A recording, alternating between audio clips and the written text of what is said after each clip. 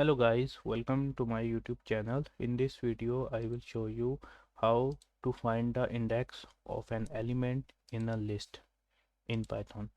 So this is the list and we are going to find out index number for this element 20.0.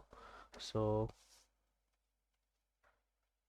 you can use the print statement, and then we are going to use a method areas dot index, and here I'm going to giving the value which is 20.0 and click on run. So it gives me the index number 2, which is 0, 1 and 2. Okay, so in this way you can find the index of an element in a list in Python.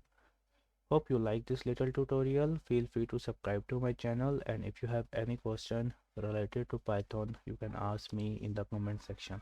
Thanks for watching. Bye bye.